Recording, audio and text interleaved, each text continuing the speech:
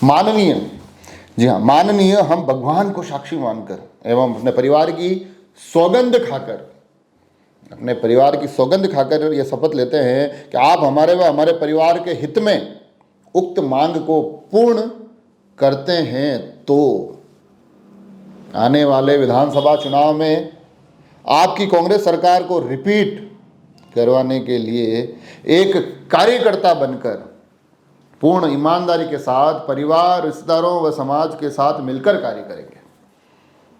ये कोई चुनावी घोषणा पत्र नहीं पढ़ रहा हूँ, ये एक मांग पत्र है जो राजस्थान विद्यार्थी मित्र विद्यालय सहायक संघ के द्वारा दिनांक 8 मार्च 2023 को राजसमंद जिला कलेक्टर को सौंपा गया, राजस्थान के मुख्यमंत्री के नाम से। और ये जो मांग पत्र है, इस मांग पत्र में अप्रशिक्षित विद्यालय सहायकों ने अपनी कुछ मांगे रखी है।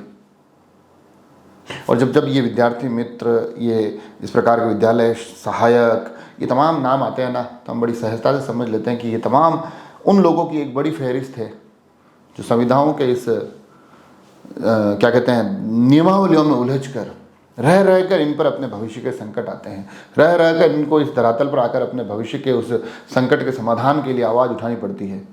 और ये आवाज़ कितनी व्याकुल होती है, वो जो शुरुआत की पंक्तियाँ सुनाई हैं जिसमें इन्होंने उस मांग पत्र में अपनी मांगों के साथ साथ ये विश्वास भी जता दिया कि हम एक कार्यकर्ता बन के कांग्रेस के इस सरकार को रिपीट करने की कोशिश करेंगे। तो ये जो भावनाओं में बहकर जो शब्द इस मांग पत्र पर उकेरे गए हैं, इससे हम थोड़ा सा इतर होकर सोचे तो हम समझ सकते हैं कि इन युवाओं को अपने इस भविष्य की चिंता कितनी है, उसके समाधान के लिए कितने व्याकुल हैं।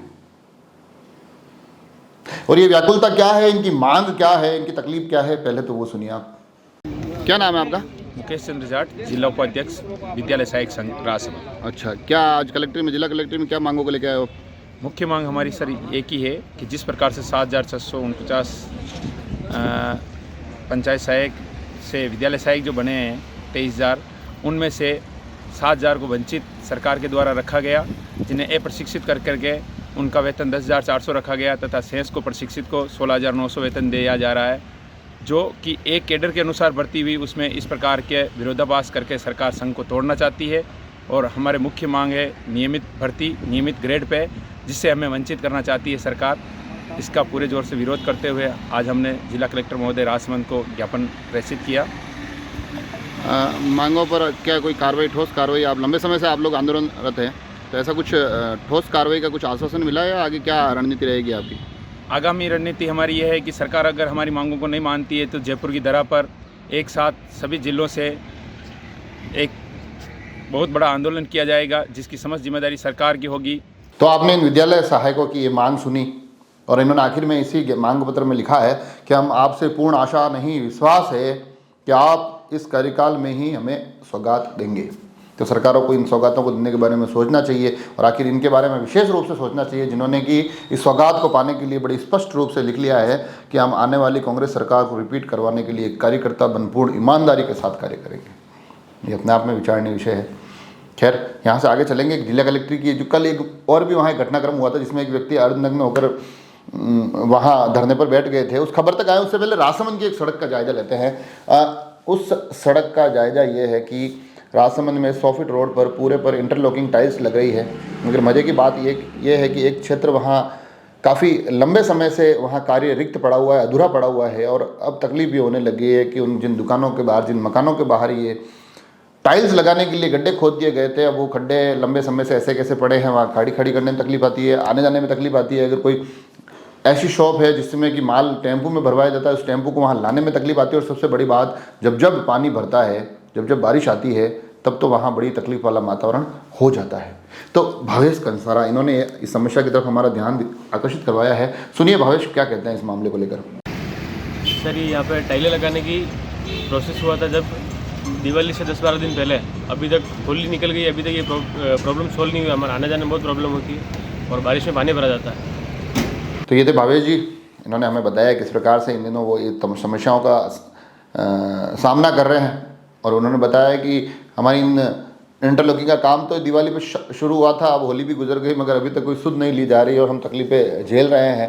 तो नगर परिषद से आग्रह है इन तकलीफ़ों का तुरंत समाधान निकाले। और अब चलते हैं पुनः एक बार कलेक्ट्री की तरफ, कलेक्ट्री में पुनः कल की उसी घटना की तरफ, जो हमने खबर ही दिखाई थी किस प्रकार से वहाँ एक 4 भुजा क्षेत्र के युवा आए थे और वो वहाँ आकर अर्धनग्न अवस्था में एक अपनी मांग को लेकर धरने पर बैठ गए थे। पुलिस थाने में एक एफआईआर दर्ज को लेकर मामला था और उस मामले में आगे की खबर ये है कि उनकी मांग को मान लिया गया है। एडीएम साहब ने ये आश्वस्त किया कि हाँ भैया आपकी इस एफआईआर को दर्ज कर लिया गया है और उसके बाद उन्होंने अपना धरना तोड़ लिया। उसके बाद भी हमने उनसे बात की, सुनिए आखिर क्या कहते हैं सतीश चंद्र पालीवाल जी। आपकी मांग को लेकर धरने पर बैठे थे? एफआईआर दर्ज कराने की मांग को लेकर के धरने पर बैठा था। एडीएम साहब रामचंद्र जी द्वारा आश्वस्त आदेश जारी कर दिए हैं और आश्वस्त किया है कि आप पुलिस थाने में जाकर के एफआईआर की प्रति प्राप्त कर लें। उससे मैं आश्वस्त हुआ हूँ और कठोर कार्रवाई की मांग करता हूँ। इस पर मैंने हेलो धरना समाप्त कर दिया। तो ये थे सतीश जी। तो ये भी एक कल बड़ी सुर्खियों वाला विषय रहा था। तो इस प्रकार की हमने भी कोशिश की है कि ये जो तमाम खबरें हैं अपने आसपास की वो आप तक लेकर आ सकें। आपके आसपास भी ऐसी कोई खबर हो, ऐसी कोई समस्या हो जो आपको लगता है कि हमारे माध्यम से उठाई जानी चाहिए, तो आप हमें भेज सकते हैं नीचे लिखे हुए नंबर पर। आपकी तमाम खबरों को, आपकी तमाम समस्याओं को हम अपने इस राजसमंद एक्सप्रेस के माध्यम से जिम्मेदार लोगों तक पहुंचाने की कोशिश करेंगे।